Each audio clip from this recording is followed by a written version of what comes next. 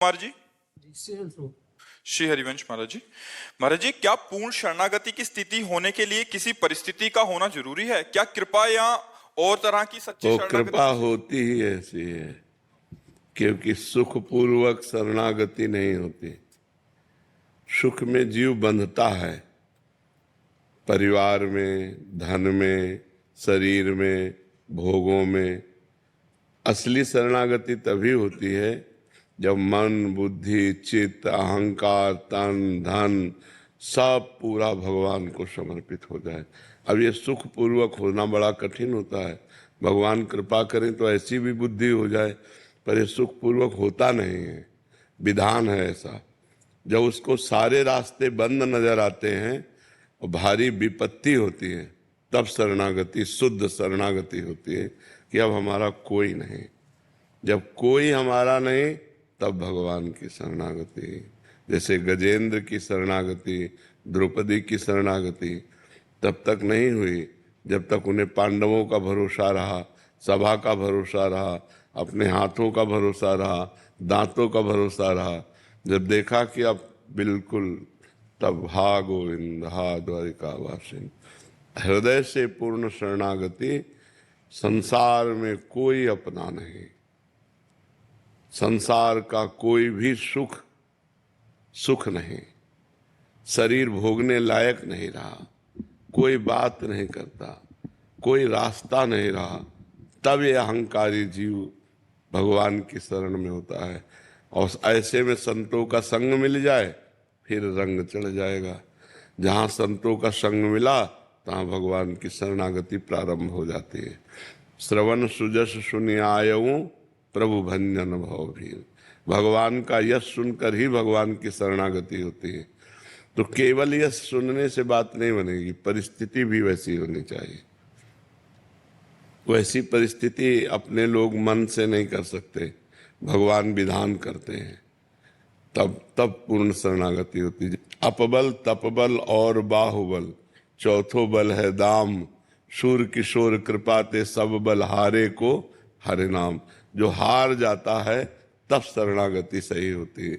और जीव तब तक हारता नहीं है जब तक परिस्थिति ना आ जाए। कोई शरणागत कहाँ शरणागत, सब सुन तो रहे। देह हमारा, तन हमारा, मन हमारा, इंद्रियां हमारी, भोग हमारा, परिवार हमारा, सब कहने को है कि सब कुछ भगवान का है, लेकिन अंदर से शरणागति हो जाए। जबान से भले तुम अपना कहो, कोई फर्क नहीं पड़ता। अंदर से, हृदय से भगवान की शरणागति तभी होती है जब भगवान ऐसी कृपा करते हैं, ऐसी परिस्थिति दे देते हैं।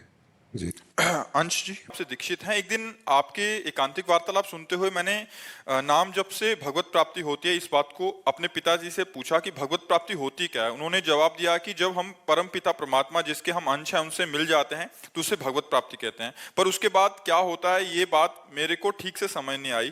तो मैंने पिताजी से पूछा कि उन्होंने आपका नाम ले दिया कि आप उन्हीं से पूछिएगा, भगवत प्राप्ति के बाद क्या होता है?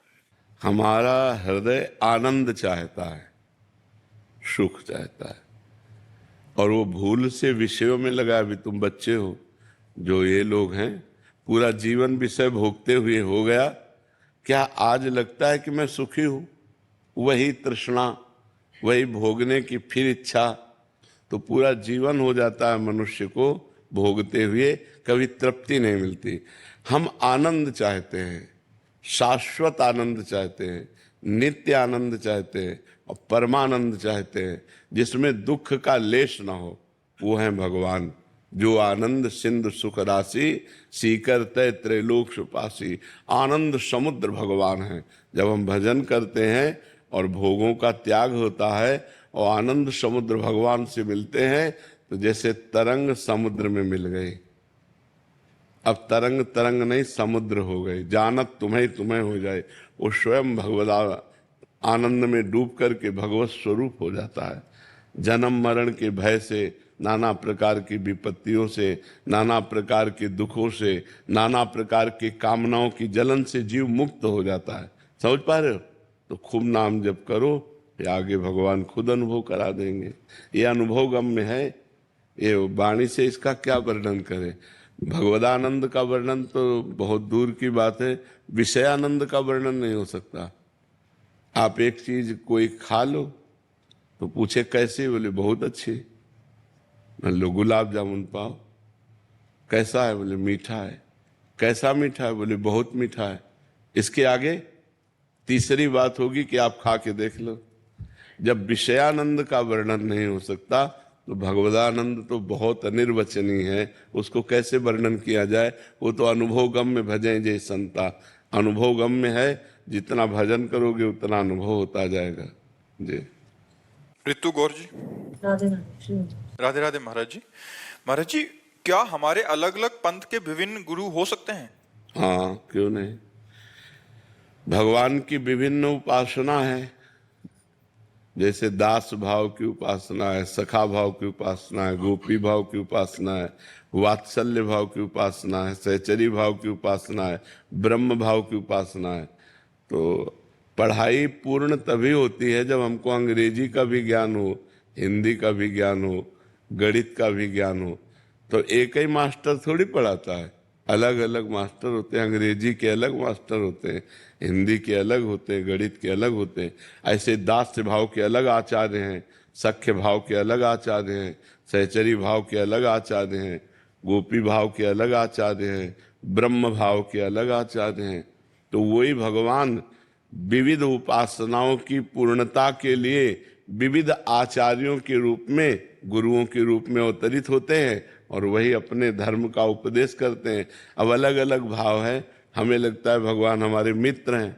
अब हमारी ये सिद्धि कैसे हो, तो सखा भाव की उपासना वाले गुरु का हम अनुसरण करेंगे, तभी हम ये सिद्ध हो पाएंगे। तो इसीलिए विविध गुरुओं के रूप में भगवान ही विराजमान हैं, विविध आचार्यों के रूप में भगवान ही विराजमान हैं।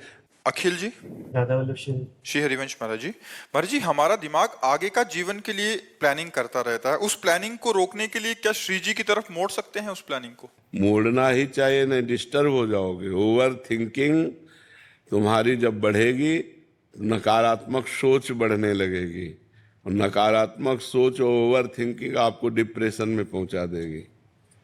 क्या होगा, ऐसा ना हो जाए, कहीं ऐसा ना हो जाए, ऐसा हो जाएगा, फिर ऐसा हो जाए। वो सोच सोच सोच के सारी ऊर्जा शक्ति नष्ट हो जाती है और आदमी डिप्रेशन में पहुंच जाता है। हमको कल की नहीं सोचना, हमारा अभी का समय ठीक जाएगा तो हमारा भविष्य अच्छा होगा। भूत तो अच्छा हो ही जाएगा, जैसे हम बोले राधा राधा और अच्छा कर्म किए तो ये कर्म हमें भविष्य में सुख देगा और ये भूत को पवित्र कर देगा। तो वर्तमान को जो देखता है, वर्तमान को सुधारता है, जो वर्तमान में दृष्टि रखता है, उसका भूत और भविष्य पावन होता है। जो भूत भविष्य की चिंता में वर्तमान को व्यतीत कर देता है, उसका जीवन व्यर्थ होता है। मान लो ये वर्तमान का मिनट है, अब इस मिनट में आगे क्या होगा, अगर आगे ऐसा हो जाता, वैसा हो जाता, तो उसका कोई परिणाम तो रहा नहीं, व्यर्थ है। यार पीछे हमसे ऐसा हो गया, वैसा हो गया, उसका भी कोई सुधार नहीं होगा, वो व्यर्थ है। सुधार होना है, राधा राधा राधा वर्तमान में बोलो और अच्छे कर्म करो, भूत भविष्य की चिंता का त्याग कर दो। भगवान कह रहे अनन्यस चिंतयन्तो माम ये जनाः परिपासते तेषाम नित्याभियुक्तानाम योगक्षेमम वहाम्यहम्। मैं तुम्हारे योगक्षेम का वहन करूंगा, प्राप्त जो है उसकी रक्षा करूंगा और जो अप्राप्त है उसको प्राप्त करा दूंगा। अप्राप्ति की प्राप्ति का नाम योग है और प्राप्ति की रक्षा का नाम क्षेम है। अपना कर्तव्य केवल भगवान आदेश कर रहे हैं, अनन्यस चिंतयन्तो माम, अन्य ना चिंतन हो, केवल मेरा चिंतन करते हुए अपने कर्तव्य कर्म को करो। किसानी, व्यापार, नौकरी जो भी है, भगवान का चिंतन करते हुए धर्म पूर्वक करो, तो मैं तुम्हारा ठेका लेता हूं तुम्हारे योग क्षेम का। और तेषाम हम समुद्धरता मृत्यु संसार सागरात, उसका मैं स्वयं मृत्यु रूपी संसार सागर से पार करता हूं। तेषाम हम समुद्धरता, मैं उद्धार करता हूं। हमारा बस एक ही कर्तव्य है, वर्तमान में सही आचरण करते हुए भगवान का स्मरण। सही आचरण में जो आप व्यापार कर रहे हो, बेईमानी मत करो।